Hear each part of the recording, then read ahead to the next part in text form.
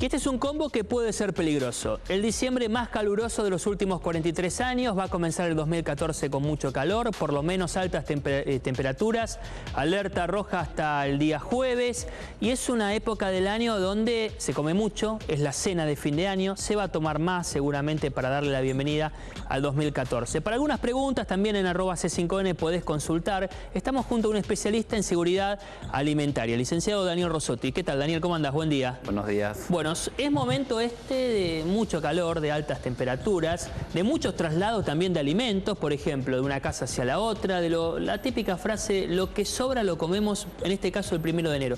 ¿Cómo cuidamos esa cadena, por ejemplo, que tiene que tener el alimento para que esté siempre en buen estado? Bueno, fundamentalmente yo acá un poco traía una tablita que lo que dice es que siempre, o sea, el tiempo y la temperatura son los factores un poco de peligro, digamos, ¿no? En este caso, más allá de las buenas prácticas y lo que podemos tener en cuenta sobre la elaboración en sí. Muchas veces se ve que hay un cumpleaños y la gente lo que consume la noche anterior, al mediodía siguiente lo consume y se intoxica, porque bueno, pasó un tiempo y una temperatura en el medio que es la que produce normalmente las enfermedades transmitidas por alimentos. Claro. Entonces, pues normalmente no es que necesita una cierta cantidad de bacterias para producir la enfermedad, con lo cual la recomendación fundamental es un poco eso, ¿no? Que cuando el traslado, digamos, son las horas que uno suma durante la elaboración y el consumo, ¿no? Y puntualmente si uno va a dejar algo de comida para el día siguiente, es enfriarla rápidamente y tratar de si la puede recalentar o recocinar un poco, porque la bacteria se siguió multiplicando y eso realmente es un peligro, ¿no? ¿Qué tipo de bacterias, por ejemplo? Normalmente, bueno, Salmonella, Escherichia coli, Salmonella por ahí es una que es bastante nombrada, digamos. También el Staphylococcus aureus, que es una bacteria que produce una toxina, que también si uno, por ejemplo, arma un sándwich de jamón y queso, bueno, la toxina si estaba presente ahí genera o sea, la bacteria estaba presente ahí, genera una toxina que produce la enfermedad con el tiempo. O sea, necesitamos un tiempo y una temperatura siempre, ¿no? Uno, por ejemplo, platos típicos de cena de fin de año, que puede ser huevos rellenos, también en tomates, el vitel toné. ¿Cuáles son aquellos alimentos por su preparados, por los ingredientes que tiene, que más tenemos que prestar atención? Si sobra algo, después, por ejemplo, tenés que trasladarlos, vas a otra casa para pasar el 1 de enero, ¿cuánto tiempo tiene que estar en la heladera? De esos platos típicos. Bueno, todo lo que tiene proteína, de lo que estamos hablando, son productos potencialmente riesgosos. O sea, algo que tiene huevo, proteína y bastante manipulación, puede ser un huevo relleno, tiene un riesgo bastante alto de producir una enfermedad, ¿no? Si hay una mala manipulación. Lo que tenemos que hacer es mantenerlo refrigerado, ¿no? Yo digo a veces, aunque sea congelar una botellita de agua y tenerla frizada como para trasladarlo con algo de frío, porque por ahí uno se traslada kilómetros con esa mercadería en el baúl del auto, con lo cual ese producto, supongamos huevo relleno, que yo lo traslado con una temperatura alta, que hay hoy una temperatura ambiente de 35, 36 grados, es bastante riesgoso y hasta, bueno, tengo que elaborar casi sobre el consumo, digamos. Claro, supongamos en ese caso, huevo relleno y que además tiene mayonesa. Sobró la noche del 31.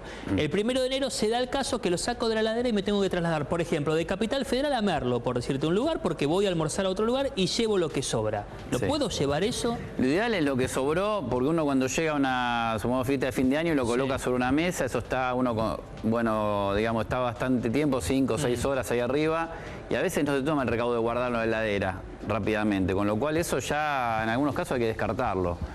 O sea, hay que tener cuidado y guardarlo en la heladera rápidamente, y si lo voy a trasladar al otro día, si se puede recalentar mejor, y si no, mantener al máximo la cadena de frío, sobre todo en el traslado. Recalentar porque mata las bacterias. Claro, o sea, la bacteria, yo acá un poco la tablita, una tablita que, bueno, si en la hora 12, supongamos, arrancamos con una bacteria, se duplica cada 20 minutos. Con lo cual, luego de 12, 14 horas voy a tener casi 2 millones de bacterias, con lo cual la bacteria se multiplica cada 20 minutos. Tengo que tener en cuenta eso. Entonces, la bacteria, si se multiplica con el alimento y yo lo recaliento a 74 grados, una temperatura bastante alta, elimino esa bacteria que se había generado, ¿no? O sea, ya lo voy a consumir con una seguridad un poco mayor al haberlo tenido una cantidad de horas en el... Claro, y es importante en estos platos, por ejemplo, cuando uno los sirve en los ingredientes, supongamos también tomates rellenos, que los aderezos, las mayonesas se coloque fresca y al otro día, que no permanezca en esa cadena. Exacto, el aderezo a veces uno no toma el recaudo de guardarlo en la heladera, como que lo deja así afuera. El aderezo tiene que estar en la heladera porque una vez que uno lo abre, ya se empieza a deteriorar, con lo cual el aderezo tiene que estar en la heladera y bueno, todo tenemos que agregarlo casi sobre el consumo y con una cadena de frío determinada, ¿no? Claro. ¿Y cómo me doy a simple vista cuenta de cuándo tiene ya un fin ese plato? Más allá de que sobró, de que se usa el primero, que si sigue esa semana, son semanas de muchos brindis, de continuidad, de largas mesas. ¿Cuáles son esos indicadores para darme cuenta de que ya está, hay que darle un corte a ese plato? Y en realidad, o sea, la bacteria no se ve, con lo cual es complicado. Lo que yo, a veces se produce sobre el alimento como un resecado. Uno ve que la mayonesa se pone como media transparente, o el huevo se pone como medio seco arriba. Eso nos indica que hay un tiempo y una temperatura bastante prolongada, con lo cual yo tendría que descartarlo en esos casos, ¿no? Claro. Por el olor puede ser, pero bueno, en el sentido que ya si algo tiene un olor determinado, pútrido, lo que sea, ya eso está muy deteriorado.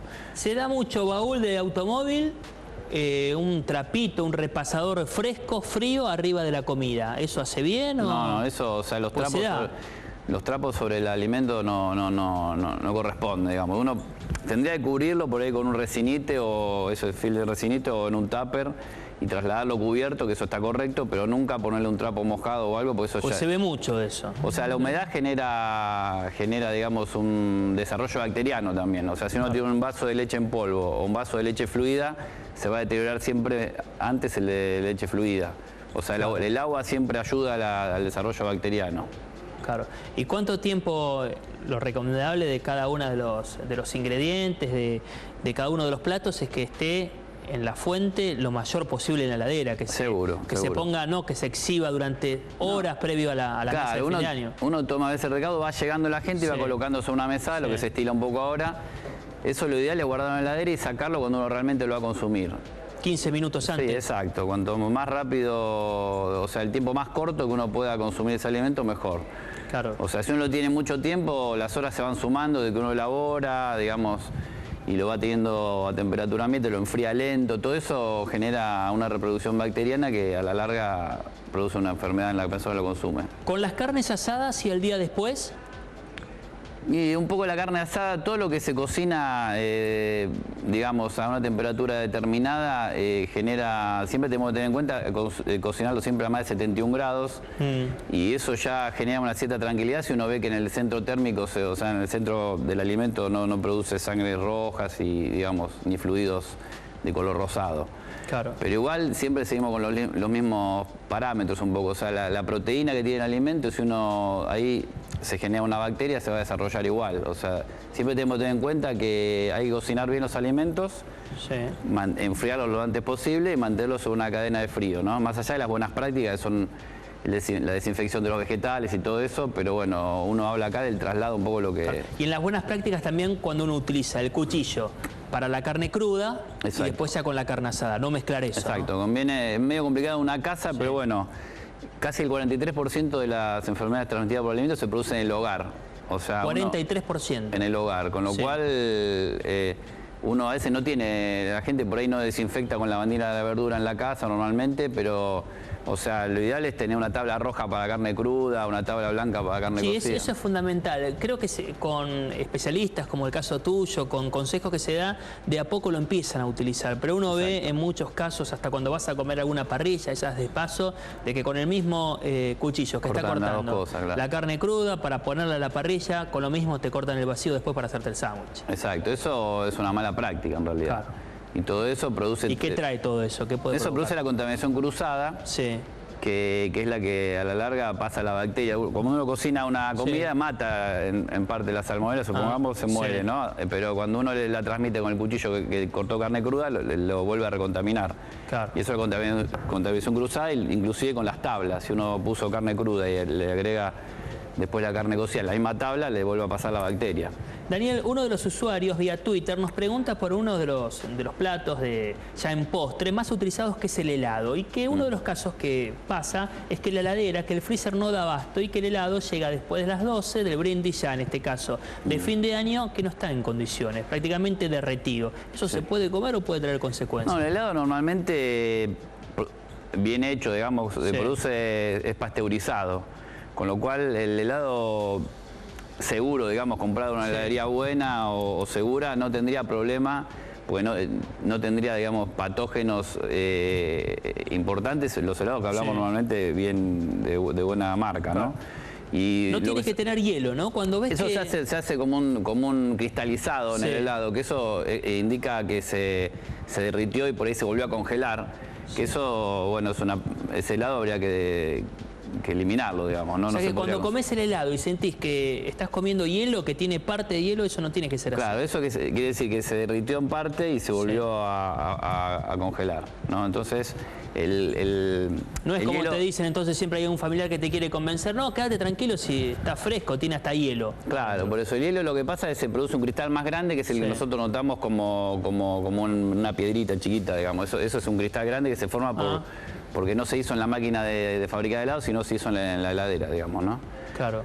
Pero en sí no es un producto riesgoso si sufre pasteurización, que inclusive está bien hecho, no tenemos grandes problemas, ¿no? ¿Se da, Daniel, por las consultas que recibís, más allá de la cena de fin de año, por los eventos que hay de despedidas del 2013, intoxicados a nivel general? ¿Hay muchos casos que se da en esta época del año? Y se da en esto que un poco hablamos, ¿no? O sea, la gente que consume una mercadería, que el día a la noche está bien, nadie se intoxica, al otro día hay intoxicados porque la mercadería queda dando vueltas un poco en la casa.